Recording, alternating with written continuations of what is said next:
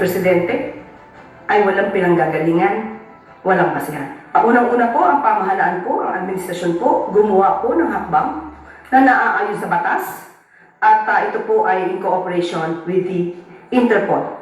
Ang pamahalaan nagsukuman po kay dating Pangulong Duterte. Siya po ay kinukonsiderang isang akusado, isang suspect sa crimes against humanity, particularly murder, na ang nagsampa rin po ay kapwa Pilipino na di umanong biktima ng extrajudicial killings ng madugong war on drugs.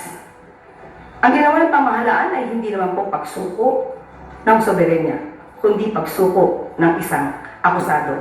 Uulitin po natin ang sinabi ng Pangulo sa SONA 2022. I will not preside over any process that will abandon even 1 square inch of territory of the Republic of the Philippines to any foreign power. Hindi po ibebenta o isusuko man ng Pangulo ang anumang parte ng ating karapatan sa bansa. Kanino man.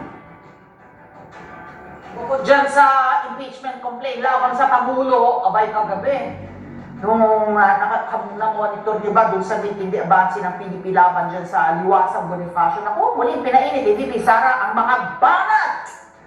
Although hindi niya pinangalanan, mga banat laban po sa Administrasyong Marcos. Pakinggan po natin ang bahagi ng kanyang mga sinabi.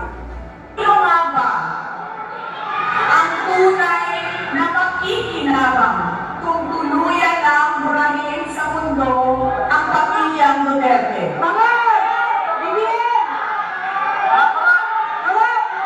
Hindi ang mga Pilipino sa kasamaang palad.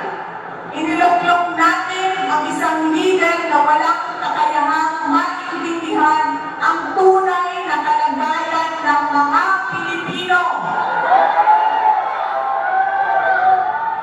Una, higit sa lahat, hindi kayang magdesisyon para sa kapakanan ng sambayanan.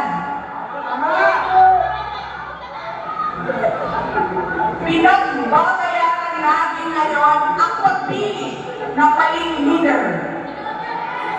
Nakikita natin ang lantaran at walang pakundangang paglabag sa ating saligang batas. Pinamumunuan din tayo ngayon ng isang taong patuloy pa rin tumatanggi, sumailalim sa isang pampublikong air quality drug.